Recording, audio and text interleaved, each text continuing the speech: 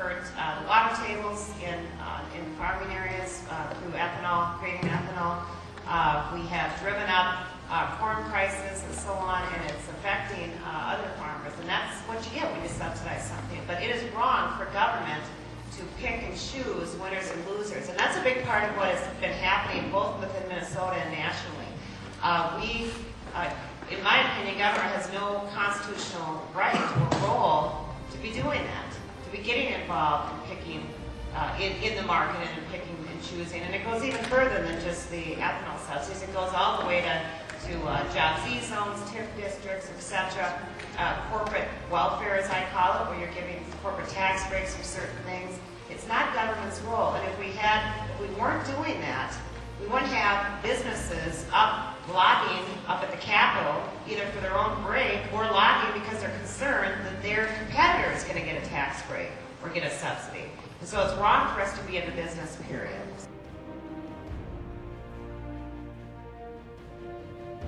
I need to say, no public money.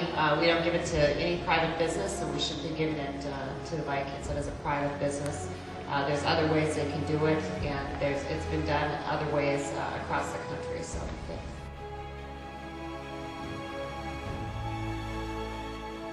The government has gotten too big. It's got way beyond its constitutional responsibilities. So it now thinks that it can get involved in every little issue out there. You've got the federal government trying to get involved in school issues. You have cities talk about school issues and so on. So every level of government is going way beyond what they were supposed to be doing, because they feel like, people that get elected will feel like, hey, I have to solve this problem, or this is the issue du jour.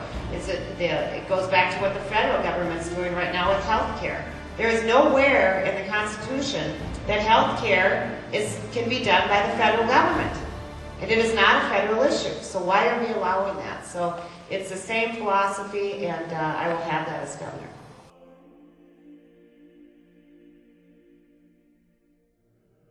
A long time. I do not support electing the Met Council because I don't want to legitimize them. And I think that you'll never get rid of them then.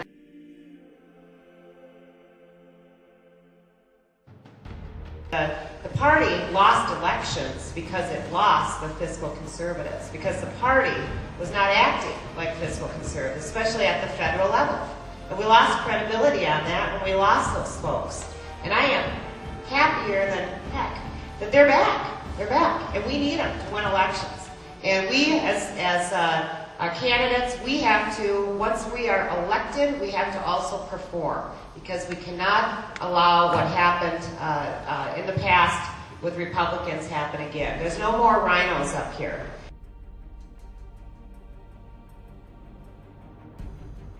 And I think that is opposed to this. It includes Democrats, it includes a lot of teachers.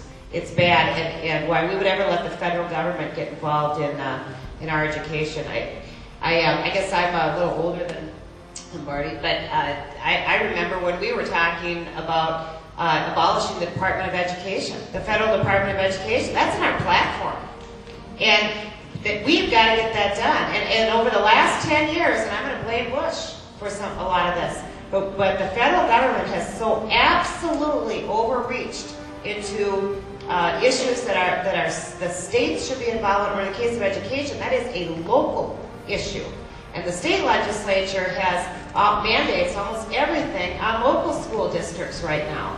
So the state legislature is doing the same thing that the federal government is doing within our schools. We've got to get back where the dollars are following students. We have to support homeschools. We have to support private schools, charter schools, choice within public schools, whatever works for the individual kid.